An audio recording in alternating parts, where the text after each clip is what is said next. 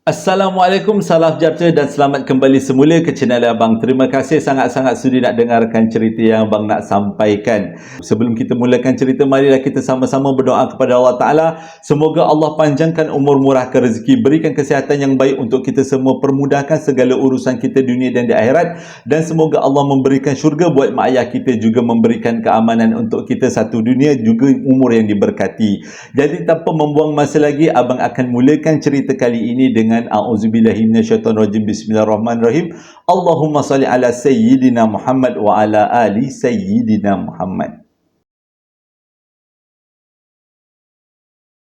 Cerita kali ini disampaikan oleh Liana, berlaku pada tahun 2016 bermulanya dan terjadi sehingga sekarang. Dia kata ini adalah satu pengalaman yang dia nak kongsikan dengan kita semua.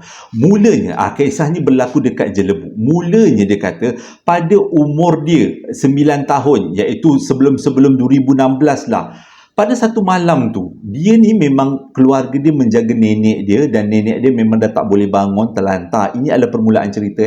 Memang terlantar, tak boleh bangun, tak boleh buat apa dan perlu dibantu sama ada nak mandi, nak makan ataupun buat apa-apa aktiviti. Tapi sebenarnya tu bukanlah satu benda yang menyusahkan, sebab setiap kali mak dengan ayah dia nak bantu untuk menguruskan nenek dia, Liana dan adik-beradik mesti akan tolong. Dia tak nak mak ayah dia susah, dia kata.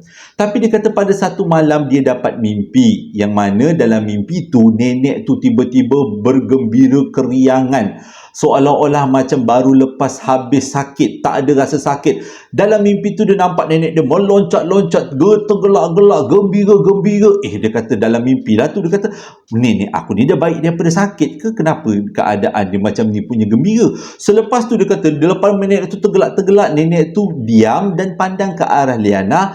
Lepas tu dia cakap dengan Liana macam ni, nenek akan pergi dahulu. Apa-apa yang terjadi lepas ni, minta tolong pada Allah Ta'ala, minta redha, minta doa. Dan apa pun yang terjadi, anggap itu sebagai ujian yang Allah turunkan kepada Liana. Waktu tu dia kata dia umur 9 tahun. Dia tak faham apa benda-benda falsafah yang nenek dia beritahu dalam mimpi tu. Bila dia sedar daripada tidur, dia pun cerita dekat mak dia. Dalam mimpi tu dia nampak nenek dia berjalan keluar daripada rumah dan tak patah balik. Waktu dalam mimpi, Liana duduk je dalam rumah, tengok mana nenek dia pergi, hilang dalam keadaan kabus-kabus pagi. Dia pun terbangun daripada tidur. Lepas tu dia cerita dekat mak dia apa yang berlaku dalam mimpi tu. Jadi mak dia cakap mungkin itu adalah mainan tidur. Tak lama lepas tu, apa yang dia mimpikan betul-betul terjadi, iaitu nenek dia meninggal. Nenek dia seolah-olah sama macam mimpi, pergi tidak kembali. Jadi dia fikir mungkin itu secara kebetulan. Sebagai seorang budak darjah 3, tak adalah fikir sangat tentang mimpi itu. Mungkin itu adalah petanda-petanda je lah.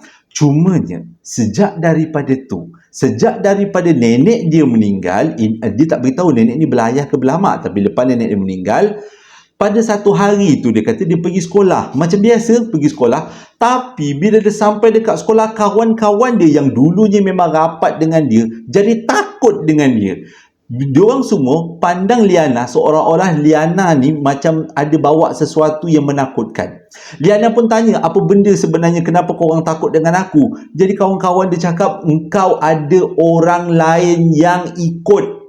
Mula-mula dia anggap benda tu macam biasa-biasa je lah. Mungkin benda ni budak-budak lah. Budak-budak sengaja nak takut-takutkan. Ni kes-kes darjah 3 lah ni. Tapi benda tu dia simpan je lah. Tak cerita dekat mak ayah, tak cerita dekat cikgu. Dia diam je lah. Cumanya sejak daripada tu dia makin kurang kawan. Sikit-sikit kawan dia kata, aku seram lah dengan kawan kau. Aku seram lah dengan kawan kau. Bila dia tanya kawan yang mana? Tu kat belakang. Tapi bila dia tengok belakang, tak ada siapa pun. Tak ada apa rasa apa-apa pun. Jadi dia jalanilah kehidupan macam biasa. Dan benda ni betul-betul muncul waktu dia nak sambung pelajaran diploma. Daripada Jelebu apa cakap? Dia nak sambung pelajaran diploma.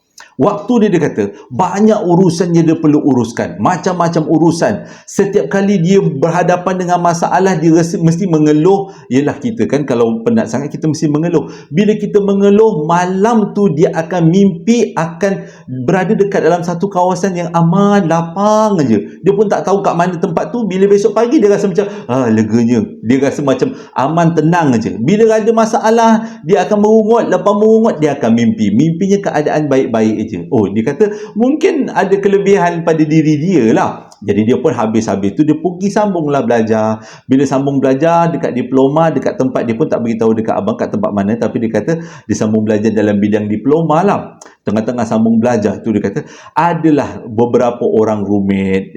Biasalah kita asrama mesti ada roommate kan. Tapi dia kata, sejak hari pertama dia masuk college, nak belajar diploma ni, kawan-kawan dia selalu pandang pelik kepada dia. Mula-mula dia anggap benda tu macam biasa. Last-last bila dia tengok kawan dia macam menjeling ataupun melarikan diri daripada dia, dia pun tanyalah dengan kawan-kawan dia, kenapa korang menjauhkan diri pada aku? Kawan dia cakap, engkau perasan tak? Engkau selalu diekori dengan, didampingi dengan sesuatu yang berwarna hitam. Engkau ni ada saka ke? Jadi waktu tu Liana tu rasa macam tak sedap hati. Dia kata bila dah kawan-kawan bukan seorang, 2-3 orang cakap macam tu, bila sampainya hujung minggu Sabtu Ahad balik kampung, tanya dengan mak dia, dengan ayah dia. Bila tanya dengan mak ayah dia, kita ni ada saka ke? Sebab kawan-kawan dia selalu cakap yang dia ni ada diokori dengan benda warna hitam. Mak dia cakap tak ada apa pun. Dia kata memang keluarga kita ada saka, tapi mak dah tepes siap-siap. Bila nenek kau nak turunkan, mak kata tak nak sebab susah nak mati. Bapak kau pun macam tu. Bapak pun cakap macam tu lah. Bapak pun sama juga. Bila nenek kau, atuk kau nak turunkan saka, bapak tepes siap-siap sebab bapak tak nak nanti kalau meninggal nanti macam-macam lah perkara nak berlaku. Tapi siapa yang datang mendampingi Liana? Walaupun Liana tak pernah nampak, tapi dia tahu dia ada seperti seolah-olah sesuatu yang mendampingi dia. Pertama, sebab kawan-kawan dia masa sekolah rendah. Yang kedua, kawan-kawan dia masa kat kolej betul-betul yakinkan dia yang dia ni memang ada sesuatu yang mendamping. Okey lah. Sejak daripada tu, Liana selalu ambil peluang macam ni tau. Setiap kali dia duduk, dia akan toleh ataupun menjeling dengan sangat cepat, secepat kilat. Sebab dia nak rasa ada tak orang kat belakang dia. Dia buat je keadaan ni macam ni. Dia macam tu. Jadi dia nak tahu ada tak kat orang. Kadang-kadang nampak, kadang-kadang tak nampak. Kedudukannya taklah begitu dekat dengan dia, tapi memang bentuknya macam manusia hitam-hitam macam tu. Pernah juga Liana berdoa lah, bercakap lah bersendirian, mengomel-ngomel kan. Kata kalau betul kau ni mendamping aku, datang dalam mimpi aku. Bila mimpi malamnya memang ada yang datang, tapi keadaannya memang samar-samar macam orang dalam kabus. Jadi dia tak puas hati, dia tanya lagi dengan mak ayah dia, nak tahu ini saka ke atau bukan saka. Tapi mak ayah dia keras-keras, mati-mati beritahu ini bukan saka, tak ada kaitan, keluarga kita keluarga baik-baik. Dulu-dulu punya saka ada, tapi ayah dengan mak dah tepes siap-siap, tak adalah yang kita nak mewarisi. Jadi bila dah ada macam tu, senyap je lah.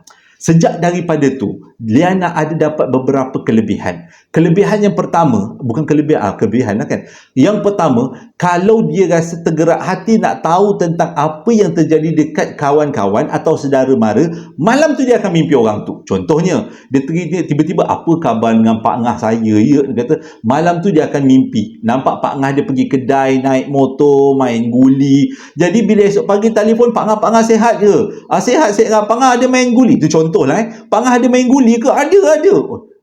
Maksudnya, benda tu mungkin datang ke tempat Pak Ngah dan selepas tengok Pak Ngah tu, datang ke dalam mimpi Liana dan gambarkan apa yang terjadi pada Pak Ngah.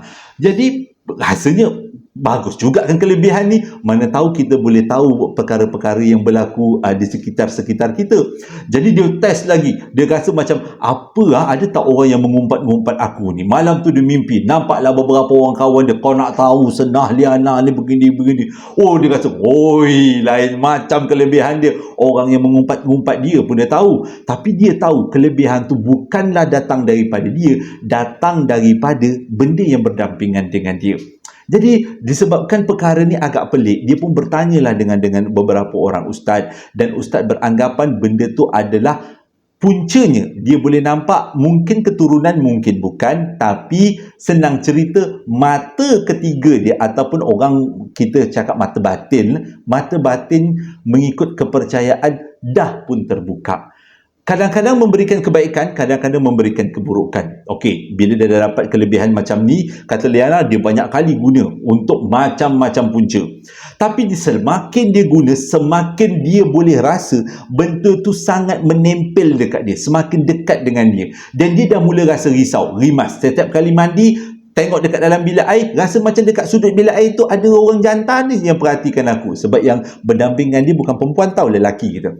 Jadi dia rasa tak sedap lah kan. Kalau nak mandi pun rasa tak sedap, nak pakai baju rasa tak sedap. Sebab perasan memang ada mata-mata yang duk memerhatikan dia. Tapi dia diam je lah, nak buat macam mana pun. Sampailah ke satu tahap dia kata disebabkan dia dah terlalu trauma dengan benda tu semakin dekat, dan benda tu dah mula berani datang dalam mimpi dengan menunjukkan wajahnya, dan dia kata wajahnya memang sangat tak handsome dengan bentuk asalnya. Dia lebih kurang macam orang minyak yang ada dekat dalam filem. Dia kata lebih kurang macam tu, mata merahnya, mukanya lebar, badannya tinggi, kurus.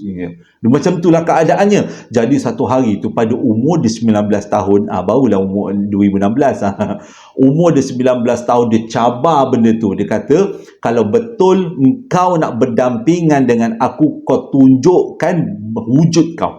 Kalau aku suka dengan kau, aku akan terima kau sebagai pendamping aku. Tapi kalau aku tak setuju dengan kau, tolong keluar daripada hidup aku. Aku tak nak bertanggungjawab pada kau kerana aku lebih takut pada Allah Ta'ala. Dia kata tak kisahlah kau ni saka ke baka ke apa-apa ke, yang penting kalau kau berani kau tunjuk depan aku. Jadi pada satu hari tu, entah macam mana, tengah-tengah Liana buat kerja, tengah malam dia kata buat tu, pukul dekat-dekat nak pukul 5 pagi, banyak pula assignment pada waktu tu, tengah-tengah buat, tiba-tiba entah macam mana dia rasa seram, sejuk malam tu, ada yang tak kena dia kata. Dia pun pandang kiri kanan, tiba-tiba dia nampak dekat depan dia betul-betul seorang makhluk, satu makhluk bentuknya macam manusia tapi dia sangat hodoh. Nak kata takut, tapi dia rasa puas hati benda tu ada dekat depan dia, dan dia ambil peluang tu, dia cakap dengan benda tu, aku tak perlukan pertolongan kau. Kau jangan nak tolong-tolong aku lagi. Pergilah dalam hidup kau. Aku bawa hidup aku sendiri. Tolonglah hormati. Benda tu diam je bila Liana cakap. Dan selepas Liana yakinkan yang dia tak nak lagi bersahabat dengan tu, Liana akhiri dengan beberapa bacaan potong ayat yang dia belajar dekat ustaz tu, macam mana nak putuskan saka ke Lia ke. Jadi selepas baca tu, dia pun benda tu hilang. Bila benda tu hilang, tak lama lepas tu azan maghrib. Salah, azan subuh. Ada dekat pukul 5 lebih macam tu. Jadi kawan-kawan pun tengoklah, bangun tidur, kawan tengok kenapa pula Liana masih lagi belum tidur. Liana pun tak ceritalah dengan kawan-kawan dia. Jadi besok paginya dia buat aktiviti macam biasa, walaupun dia tak tidur malam tu, dia sangat segar, dan dia beritahu dengan mak ayah dia melalui panggilan telefon yang katanya, dia kata dia dah putuskan hubungan dengan makhluk tu, dan selepas tu dia dah tak dapat lagi satu pun kelebihan daripada apa yang dia pernah dapat sebelum ni. Dia dah tak boleh tengok lagi apa yang berlaku di sekeliling dia, apa yang jadi dengan Pak Ngah dia, dengan Mak Long dia, dengan kawan-kawan yang mengumpat-ngumpat dia, tak tahu lagi dah. Jadi kata sebenarnya ada kalanya ia datang sebagai satu bentuk ujian. Datang daripada mana, dia pun tak tahu.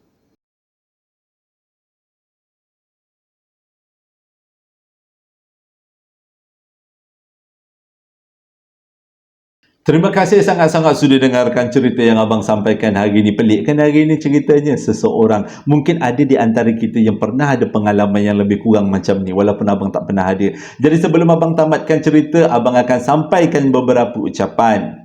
Ucapan yang pertama datangnya daripada Rafael Haizar. Dia nak sampaikan ucapan selamat hari jadi buat kakaknya yang bernama Ina Kartina. Kalau tak silap abang, ini adalah kakak dia yang kedua, yang mana hari jadinya jatuh pada 23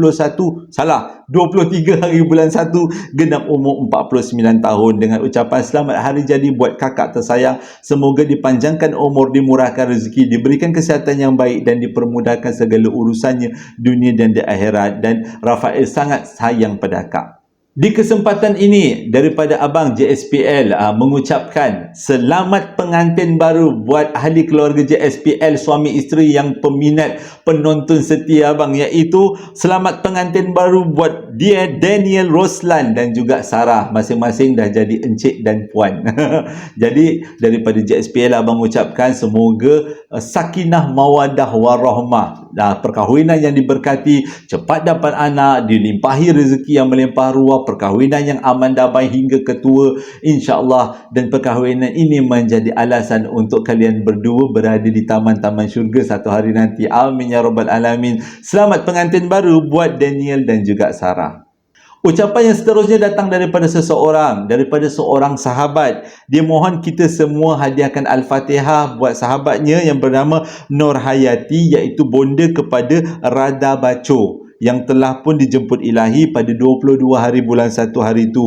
Jadi atas permintaan ini, marilah kita sama-sama hadiahkan Al-Fatihah buat Puan Nur Hayati. Semoga sentiasa dalam rahmat Allah, semoga diterima amalannya, semoga diampunkan segala dosanya dan berada di taman-taman syurga. Al-Fatihah.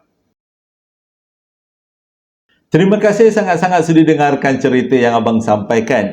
Jadi abang harap ceritanya dapatlah memberi hiburan dan juga pengajaran.